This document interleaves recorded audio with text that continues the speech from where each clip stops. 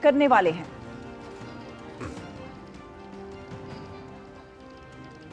और वहीं भाजपा के वरिष्ठ नेता और केंद्रीय मंत्री अनुराग सिंह ठाकुर ने छत्तीसगढ़ के बिलासपुर जिले की बेमित्रा सीट पर चुनाव प्रचार किया और इस दौरान चुनाव प्रचार को लेकर उनसे बात की हमारे संवाददाता अश्विनी मिश्र ने। छत्तीसगढ़ विधानसभा चुनाव अंतिम चरण में है प्रचार अभियान।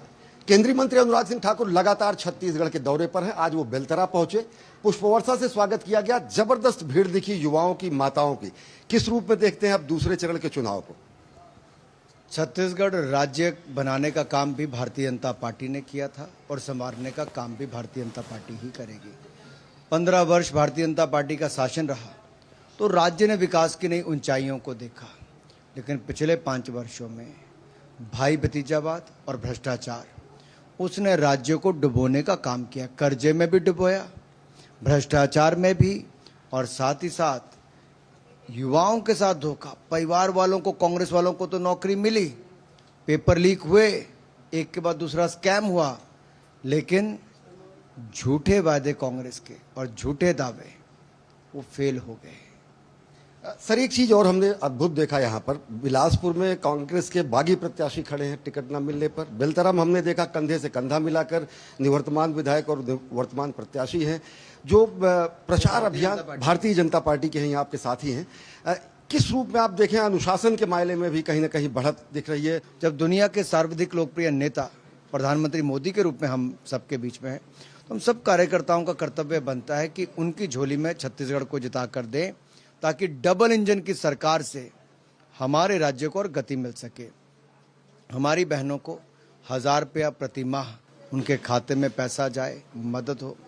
500 रुपये में उनको रसोई गैस का सिलेंडर मिले, 3100 रुपये में धान खरीदा जाए, और 300 रुपये जो बोनस का पेंडिंग है वो भी 25 दिसंबर अटल जी के जन्मदिन तक दे दिया जाए। ऐसी ही बहुत सारी योजनाएं जहां पर मुफ्त में ट्रांसपोर्टेशन से लेके 1 लाख युवाओं को सरकारी नौकरी और अन्य रोजगार स्वरोजगार के अवसर जो लाखों की तादाद में खड़े करने हैं वो हम करने जा रहे हैं। और साथ ही साथ छत्तीसगढ़ का जो भ्रष्टाचार है उससे मुक्ति दिलाएंगे, और जो पेपर लीक स्कैम हुए, पीएससी स्कैम, उनसे भी मुक्ति दिलाएंगे। युवाओं को बड़ी उम्मीद है। और साथ ही साथ आपने स्पष्ट तरीके से आरोप लगाया कि सत्ता के साथ सट्टा का भी खेल चला।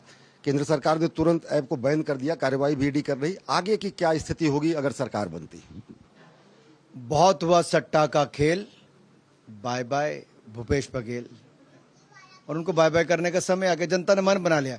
लुढ़का मुरझाया चेहरा भूपेश बघेल जी का रोज जनता देख रही है और समझ गई है कांग्रेस डूब चुकी है। इनके कामों ने और इनके कारनामों ने, भ्रष्टाचार के कारण अब ये चेहरा दिखाने लायक नहीं रहे। कोयले की दलाली चाहे केंद्र में की हो या प्रदेश में की हो, कांग्रेस को सदा भारी पड़ी। ये कोयले के भ्रष्टाचार की कालक कांग्रेस को कहीं नहीं छोड़ेगी। भ्रष्टाचार के साथ साथ अनेक ऐसे मुद्दे हैं जिस चुनाव प्रचार के दौरान प्रभावी रहे। भाजपा ने लगातार जोरदार प्रहार भी किया है। जनादेश जनता को देना है। कैमरा पर्सन अजीत के साथ अश्विनी कुमार मिश्र, डीडी न्यूज, बेलतरा, बिलासपुर। तो ये तो बात रही छत्तीसगढ़ की। अब बात करते हैं मध्य प्रदेश की, जहां विधानसभा चुनाव के लिए मतदाताओं को वादों दावों